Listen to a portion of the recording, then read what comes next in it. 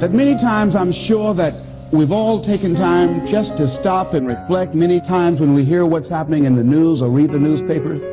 Where's all of this leading to? What's going on here?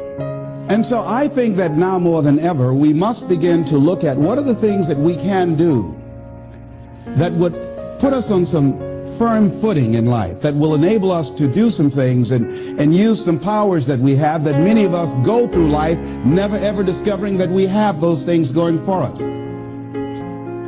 And part of that, I believe, is knowing what it is your life worth. What is it that gives your life a sense of meaning and purpose? Because once you find that, it puts you in your power place. See, if you know what your life work is, I encourage you to start working on it. If you can't do it all at one time, do just a little bit of it.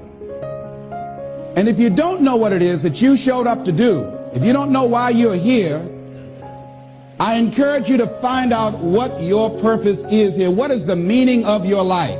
What will be different? Have you ever asked yourself that question? I've done that. I remember coming from a friend of mine's funeral, and I was reflecting on how much time I had left. And I went for a walk in a park thinking about this guy whose life was so promising. And I mean, he wasn't an old guy. He was quite young, in fact. And I thought about all of the things that he said he was going to do, and he never got a chance to do those things. And I started thinking about my own life and how much time I had left to do the things that I would like to do. And at that time, I wasn't sure what my life purpose was, what my life's work was. I wasn't sure about it at that time. And I thought about it quite a lot. I had some idea, but I wasn't convinced, and I don't think I felt worthy. I didn't believe that it could be me to do this kind of work that I'm doing right now. And I say to you that if you begin to take a conscious effort to find out what it is that you're supposed to do, I say that it can literally save your life. I said that it can literally save your life.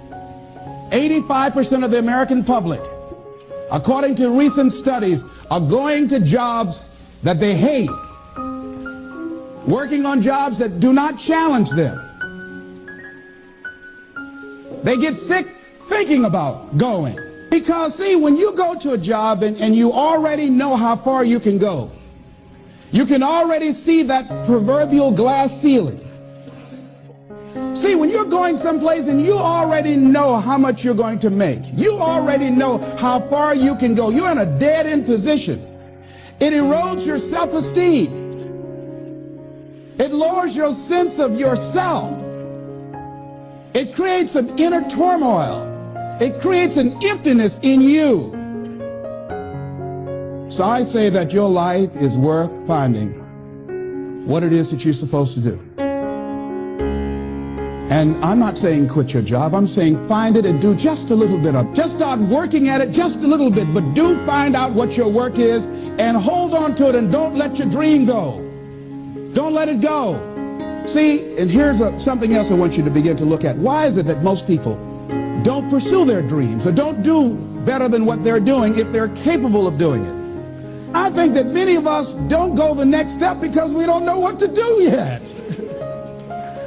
And I say that the reason that we don't even explore the possibility of what to do is because subconsciously we don't believe that it can happen for us, and we don't believe that we deserve it.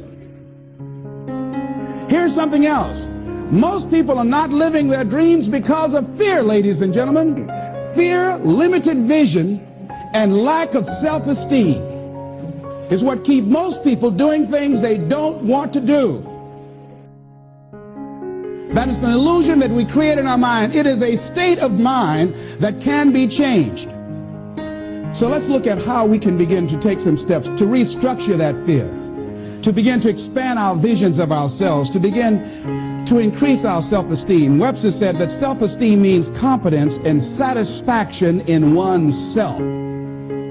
The same reason that people stay in relationships where they're abused or they're unhappy or it's unfulfilling, they can't see themselves beyond that relationship. They can't see themselves enjoying life without that person. They think that this is all that they can do. The same reason that people get stuck at a certain level in life, they can't see things being better for them. And they think that this is it and this is all they deserve. This is all they've ever seen. It's been passed on to them. And they think that this is it for them. Oh no. I was looking what Dr. Blanton, Smiley Blanton, who is a colleague of Dr. Norman Vincent Peale, what he said about fear. He said, fear is the most subtle and destructive of all human diseases. Ladies and gentlemen, fear kills dreams. Fear kills hope. Fear put people in the hospital. Fear can aid you. Fear, ladies and gentlemen, can hold you back from doing something that you know within yourself that you're capable of doing, but it will paralyze you. And it seemed like you're in a hypnotic spell. And I ask you a question, what is the benefit? What's the benefit of allowing fear to hold you back? What's the benefit of giving up on yourself?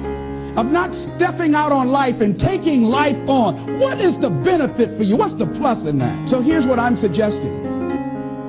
How much time do you spend working on you? How much time do you spend every day working on your dream? In the last 90 days, how many books have you read? In the last year, what new skill or knowledge have you acquired? What kind of investment have you made in you? Look at your life right now. Whatever you've done up to this point in time, your life is working. Whatever you have produced, it came out of you as a result of the kind of person that you have become. It's a result of your choices. It's a result of your consciousness. So I'm saying that as you begin to look at where you want to go, if you want to make it today, and things are changing so fast you have to literally run to stand still, I'm saying that you've got to make some conscious effort to begin to work to develop you. Are you allowing yourself to get off the hook like that? Or do you believe somewhere in the back of your mind or in your heart that there's some other great work for you to do? There's something else that life has for you. And that's why you're here. How do we handle this fear factor? How do we increase our self-esteem? You have to begin to fortify yourself. How do we do that? I believe that you have to begin to consciously monitor your inner conversation and start talking to yourself. Start building yourself up. Sometimes the only good things you will hear about you are the things that you say to you. So I'm saying learn to be your own booster. Start building yourself up. Start encouraging yourself. Start saying, I can do this. I can make this happen. When I started thinking about becoming a speaker, I said, yes, I can do this. I can make this happen. When I start trying to convince myself I can be a businessman after flopping and failing and losing thousands of dollars and feeling stupid and dumb and having people take advantage of me because of what I didn't know, I had to talk to myself because people were saying to me that I was dumb. And somewhere in the back of my mind, I was saying, you're right. Look at what I've done. I had to say, no, Les. Hey, come on, man. Get yourself together. You can handle this. You just haven't figured it out yet. It's all right. This is your training period. This is the tuition you have to pay for what you don't know. You can do this. Other people have done it. It doesn't take an Einstein. Get you some people that can teach you some stuff that you don't know. Get you some people that have done it successfully and learn from them. Take some seminars, workshops, read some books on how to manage a business. Change the way you see yourself and begin to tend to the personal details. Understand that nobody's going to take care of your business better than you.